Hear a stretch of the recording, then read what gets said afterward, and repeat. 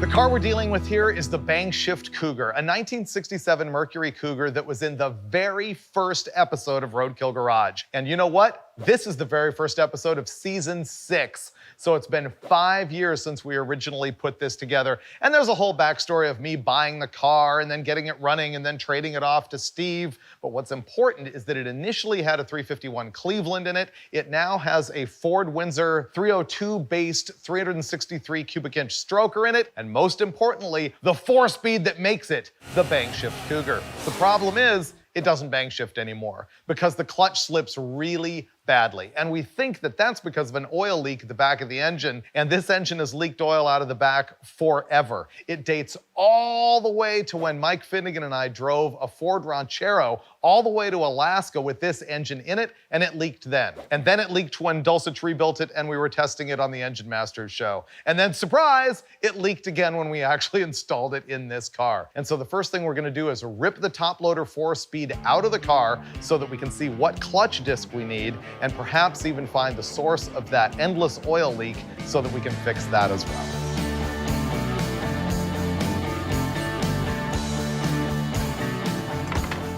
That was it. I've almost got this transmission ready to come out. Wow, there's a bunch of dog hair and rat poop in here. No way. Are you ready to have it out? I think it'll come right out. Ooh, it's coming right out. Okay, ready for down? Yeah. At this point, we have gravity working toward advantage. Oh, ooh, oil. There we go. All right. This is what makes this entire car great. The Cougar is nothing without the top loader. No.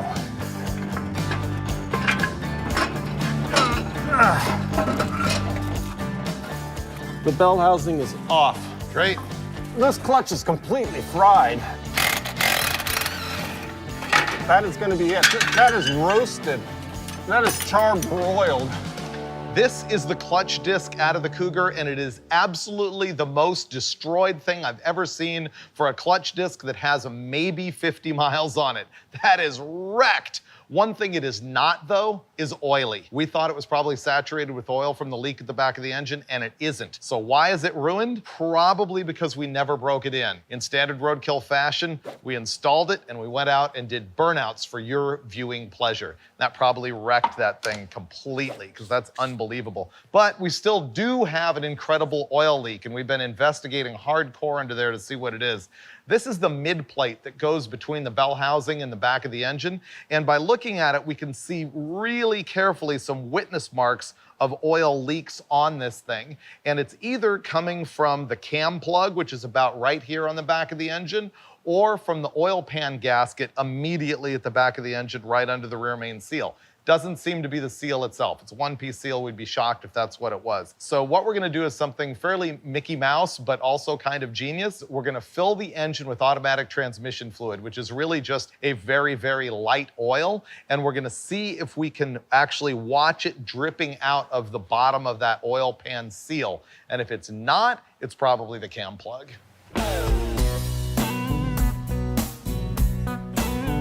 Stop.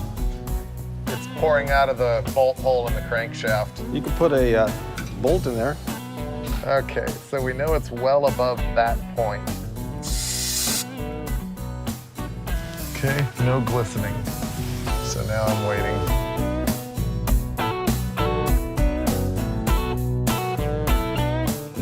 The oil leak investigation is complete, and sure enough, it is leaking out of this oil pan gasket seal at the back of the engine. It's not the rear main seal. This aftermarket pan is just not squishing the seal at the back enough, and it's dripping out of there.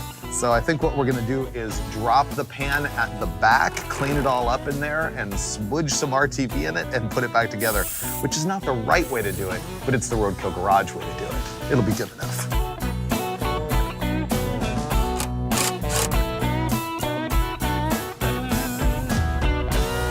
Now, I probably should have been concentrating on some mechanicals, but check out the sweet interior.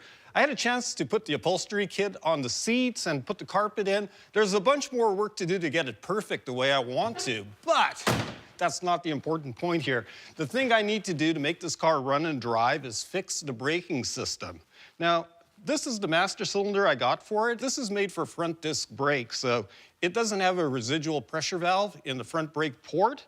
So that's gonna fix the problem because the residual pressure valve for a drum brake setup will cause a drag with the disc brakes. And it's brand new, not 50 years old. So we're gonna be putting that in. In the back, we're just gonna rebuild the rear drum brakes. I've got new shoes, I've got new wheel cylinders, we have a spring kit, and I've got new brake drums. We're gonna check all the lines, blow them out, make sure they're all clear, and then hopefully get this thing started up and hit the road.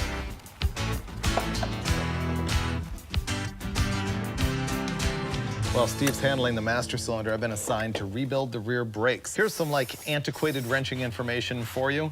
Primary and secondary brake drum shoes. These days, they often use the same length of lining on both the front and the rear, or primary and secondary shoe.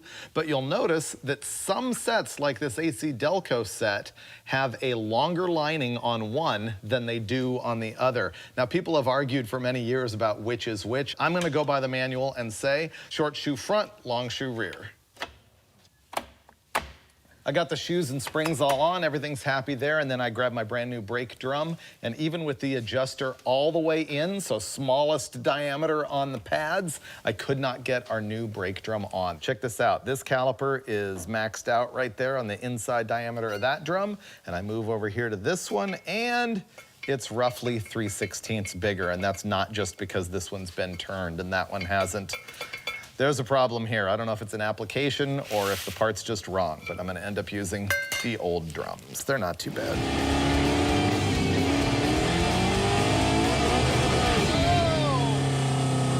You know what that was? Valve float. Yeah, you wanna know why? Why? The clutch went over center. Oh! You're gonna blow up the motor if you keep doing that. That's clutch. Yeah. You just smoked the clutch. Once again, utter crushing defeat. Instead of the bank shift Cougar, this thing's become the clutch-eating Cougar. I had to hit the road and do some other stuff, but then Dulcich stepped in like a beast. He pulled the engine again and installed yet another clutch, because we obviously didn't break in that second clutch enough. Again. This time, he installed a 6-puck drag race clutch that doesn't require as much break-in and that also has more pressure to it. Next, he fixed the oil leak that, you guessed it, was still there. He found out that the reason this engine has puked oil ever since it was in the Ranchero years ago was that the gallery plugs at the back of the block were never fully tightened. He fixed that and then the oil pan and put it all back together in a solo 4-day bloody knuckle thrash to bring you what you deserve. So, without any further excuses, we give you the Bank Shift Cougar.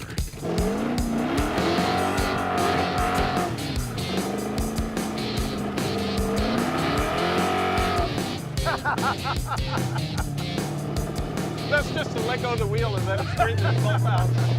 I don't want to be one of those Mustang guys like on YouTube that smashes stuff. Yeah.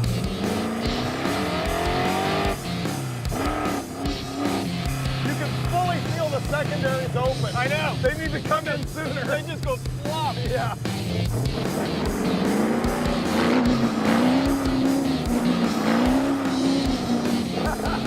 Full tank slapper.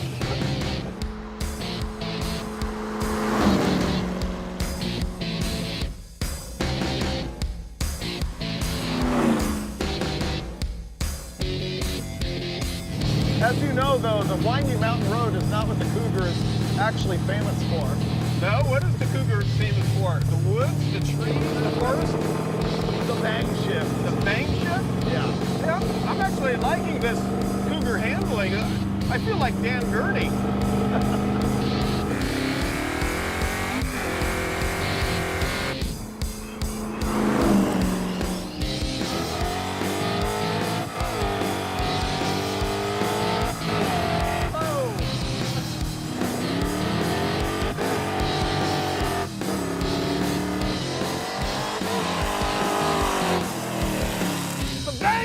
Cougar is back!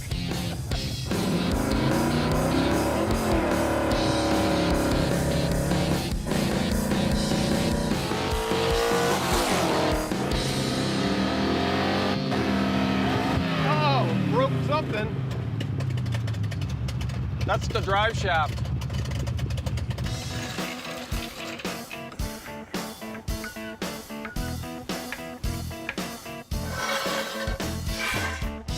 Going up.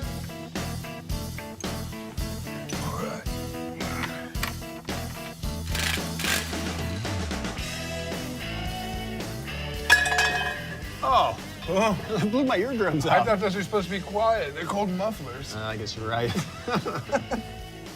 What we'll do is we'll take these top mounting bolts off first. Yeah. Gotta be careful. The whole case is cracked. Yeah, I know. Okay, ready?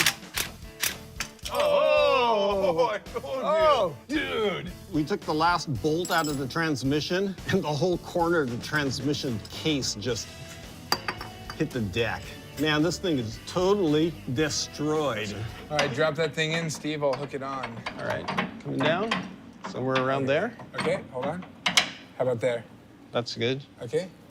A coil spring can kill you. You want the right tools and you want to do it the right way. What we're doing here is a little sketchy and I don't recommend it. I think that's free now. That's free. I wonder if this is gonna work like this. I guess that's how it works, right? We're gonna find out. Yeah. Okay, now what? Now we just slowly and carefully release the tension You know on what the the problem's spring. gonna be? It's gonna run out of travel on that thing before it's all the way unloaded. That's what I was curious about, too. Yeah. All right, well, we got ourselves into a little bit of a conundrum here. Kind of a pickle, isn't it? Yeah. No, but I know how to take that apart. Oh, yeah? Yeah. We could fix it with fire.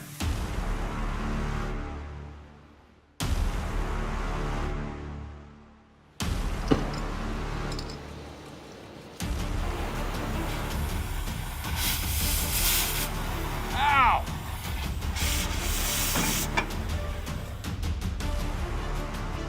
And with that, I bid adieu to the coil spring. Goodbye, coil spring.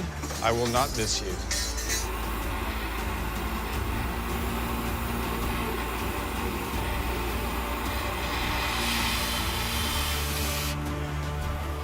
Look at that clean slice. What do you think about that, Steve? Look at that.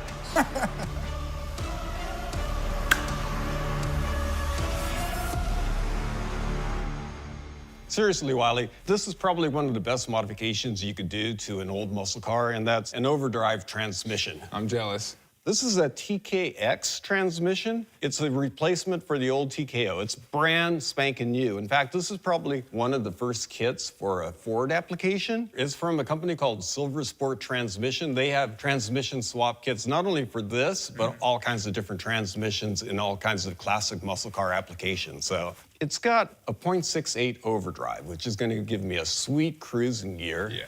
And then 1 through 4 is like a close ratio 4-speed. Okay, this is getting serious. Transmission installation is going to begin by installing the flywheel and clutch, then the bell housing, and hopefully we'll swing the transmission in after that. I think he goes just like that.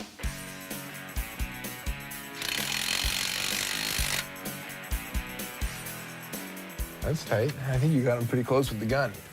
Yeah. All right, Wiley, clutch me, bro. Dude, this is a pretty aggressive looking little clutch. You know, when I opened the box on this thing, I totally freaked out because it looked like it was a 10.5 and I needed an 11, but then I noticed that every other paddle is longer and shorter, so. Oh yeah, so they're actually offset, which utilizes more surface area on the flywheel, right? Yeah, I just love these paddle clutches, man. I was burning out regular clutches left and right, and then I remember. I started using these race clutches, and they shift cleaner because there's way less inertia, and man, they don't burn up. You can just pound on them right away, so this is Do you gonna think be... this is Dulcich proof? I won't promise you that. We may be dropping the transmission. No, I think it probably is. All right, let's find out.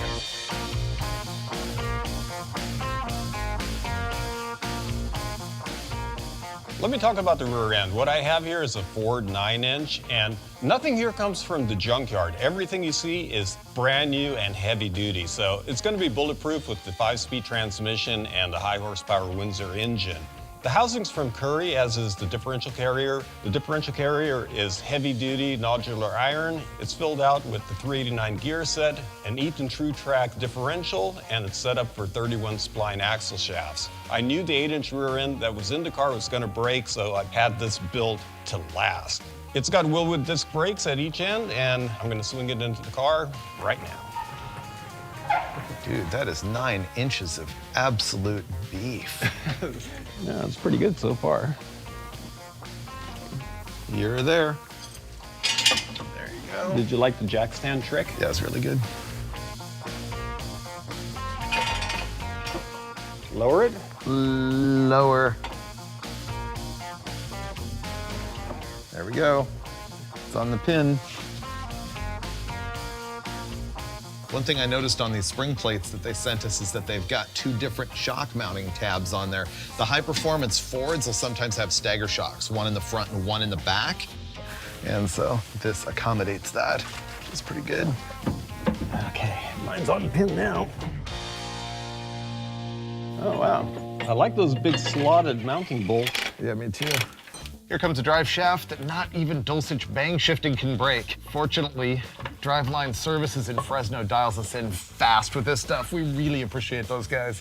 This has 1350 U-joints at both ends, and it's gonna be beef. Wow, I slid it in now, it won't come out. I need a hammer. There we go. You guys might be puzzling over what exactly I'm doing here, so I'm gonna explain it very clearly. This thing that looks like a radiator will not cool my engine, so I want to put another one in. I can't order the correct radiator for a 67 Cougar with the small block Ford, so I'm gonna take another radiator that's lying around and I'm just gonna make it fit. Oh yeah. The only thing that's really still a mystery to me is whether or not the hood will close. I think it will. Hey, what's it hitting? Don't tell me it's the radiator. Ah, that radiator is way too tall. The hood doesn't shut, so I'll see if I can find a resolution. Otherwise, it's back to the drawing board. Okay, I don't think that's going anywhere. I think it just needs to be zip tied right here at the top.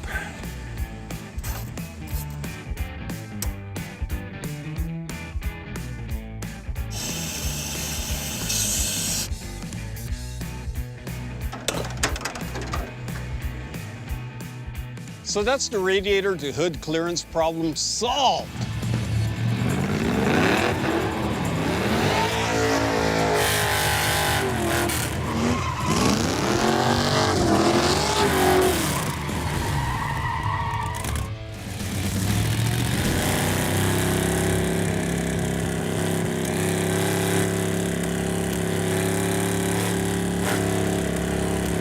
Here I was just keeping it steady speed.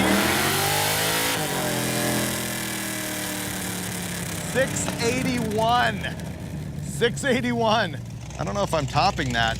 Here's the irony. Loud pipes save lives. I'm wearing earplugs. That thing is loud. Now, he's gonna cheat and do a brake drag, I know. But you know what? Dulcich is about to put on a show. And go.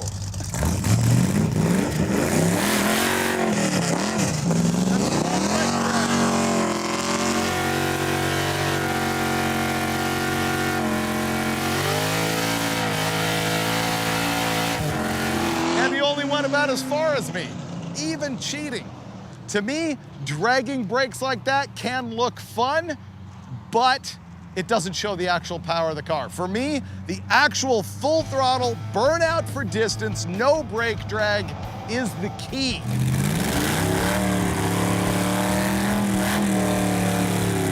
And donuts are stupid but fun.